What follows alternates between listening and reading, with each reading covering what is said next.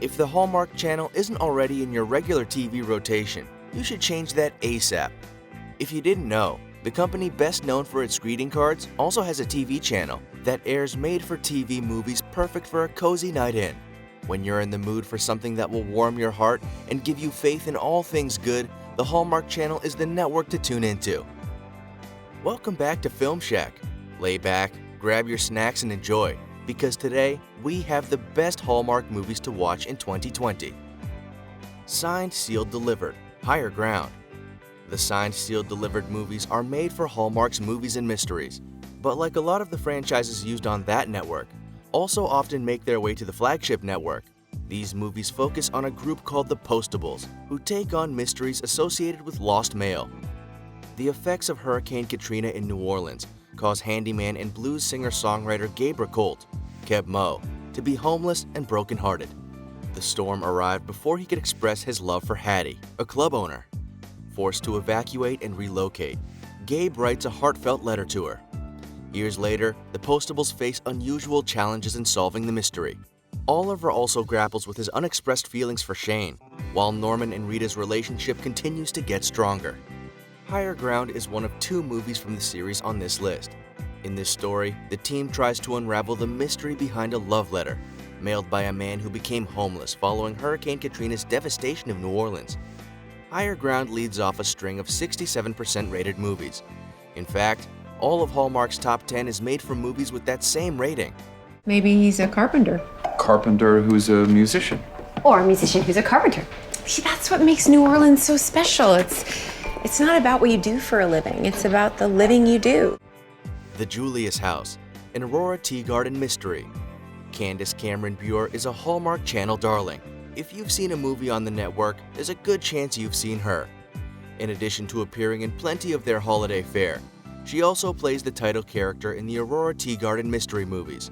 Aurora is a librarian who always seems to find herself caught in the middle of a mystery. Here, she finally finds her dream home, but when she decides to buy it, discovers that it comes with its own mystery. A family that lived there vanished without a trace. The Julius House is the best of the Aurora Tea Garden series so far. Make of it what you will. It's mildly spooky, which gives it more kick than your average Hallmark mystery. The missing family turns out to be the Juliuses, and 4 years later, their house belongs to Ro, Candace Cameron Bure. Ro, full-time librarian and part-time detective, vaguely recalls the case of the missing family of 3 when she purchases her new abode. But she's so taken with the extra wall space that she doesn't consider the consequences of living at a possible murder scene, or that closets may not be the only thing the house is hiding. The Color of Rain. Like Candace Cameron Bure, Lacey Chabert is also a Hallmark favorite. While she usually appears in the feel-good romance movies, this one is a bit more tragic. Chabert stars as Gina, a recently widowed mother of 2. As she starts volunteering at her kids' school to be closer to them, she discovers that another family experienced a similar tragedy around the same time. Michael lost his wife just a few weeks after she lost her husband, and his 3 kids attend the same school. Both families adjust to their new lives and grieve together over the course of the next year.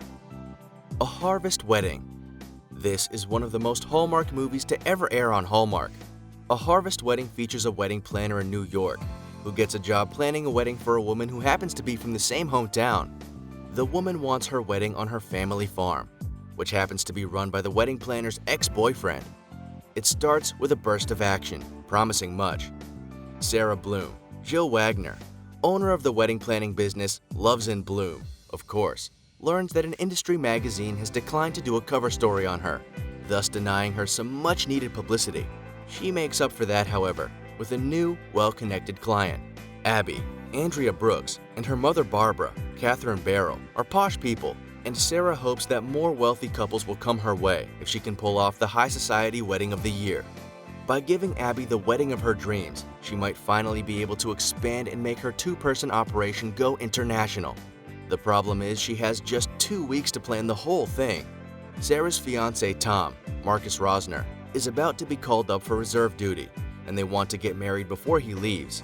As a bonus, this romantic comedy features actors that are best known to TV audiences for very different roles. Jill Wagner, the villainous Kate on Teen Wolf, plays the wedding planner. Victor Webster, The one-time bad boy of Mutant X plays her ex. So you know, I just sent you a revised list for some changes I'd like for the reception. Make sure you look at that. Love Begins. The Love Comes Softly series has been a hit for Hallmark. The network has created a plethora of movies that take place before and during the television series as well. Love Begins is one of the movies that works as a prequel to the series. In it, two cowboys end up arrested in a small town as a result of their fight causing property damage. While one leaves the town behind, the other stays and tries to work off his debt. He does it by working at a farm owned by two women. Eventually, Cowboy Clark falls for farm girl Ellen, and the events of the series are set in motion.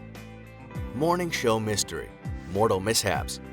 Morning Show Mystery is another Hallmark property that has many movies to its name. Featuring Holly Robinson Peete as the main character, the storylines often see her fall into mysteries to save herself or friends. So let's dive into this Morning Show mystery, which begins with a Kylo Ren-looking fool baking a cake with a fancy KitchenAid type and lacing the batter with rat poison, as one does.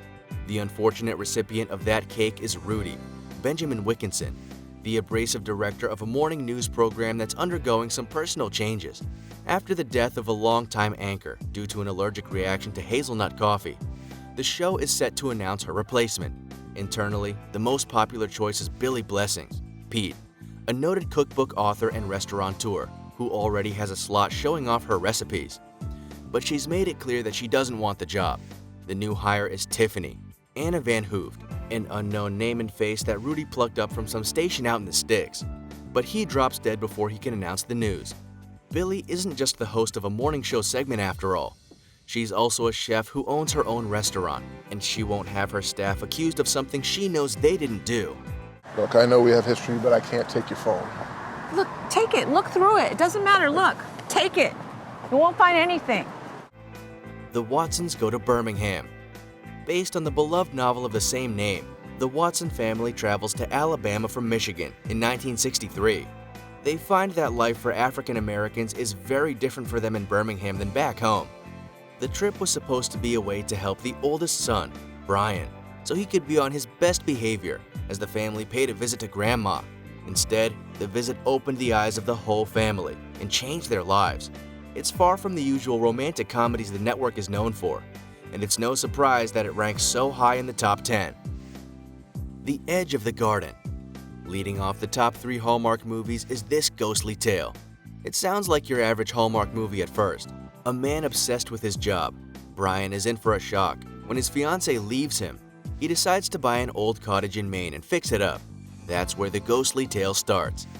Brian Connor works as an executive for his family's San Francisco-based multi-billion-dollar tech business, Connor Tech. His focus on work looks to be the reason for the breakup with his fiancée, Julie. He missing their engagement party for work, being the last straw for her in their 5-year relationship.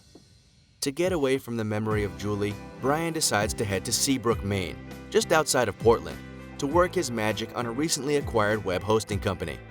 Uncertain of how long he will be in New England, he decides to lease a place to live in downtown Portland, rather than rent or stay in a hotel. Against Brian's upscale urban sensibility, the realtor, Keenan O'Dwyer, convinces him to buy what looks to be a vastly undervalued rural cottage just outside of Seabrook. He buys it despite it being neglected, due to not having been lived in years and thus not move-in ready, and both O'Dwyer and the owner, Mr. Kilgore, seeming to be a bit too eager to wash their hands. When fresh flowers start to show up in the cottage even though he hasn't fixed up the garden, he gets worried. Brian starts to see a woman at the edge of the garden who appears to be living in the past, 50 years in the past to be exact. Finding a Family. The top 2 movies might just show a bit of viewer bias. Each movie only has 13 ratings, leaving them slightly skewed. That being said, they fit right into the best of Hallmark. Inspired by a true story, Finding a Family centers on a teenager searching for a way to achieve his dreams. Though his mother was an intellectual that fostered a love of learning in him, a car accident left her so severely depressed that she was deemed unfit to parent. Alex grew up in group homes and foster care, following his dream of getting into an Ivy League school by taking on rigorous material. He sees his dreams slipping away. when he finds out his next foster family will be outside of the school district that has the most rewarding curriculum and decides to find a family to foster him on his own. Signed, sealed, delivered, Home Again. This movie series opened Hallmark's top 10 and it closes it out as well. This installment is, of course, the Postables tracking down another mystery. Instead of a lost love letter, this time it's a package. Inside the package is a vase that 3 little girls attempted to sell when they wanted to save the family farm. Years later, the Postables want to unravel the vase's background, since even though it had been in the same family for generations, that's not where it got its start. You think this could be one of those stolen pieces of art? We would like to invite you to share your opinion with us. Do you agree with our list? Don't forget to subscribe to our channel and turn on notifications bell. Thank you for watching, and we will see you in the next video. Bye!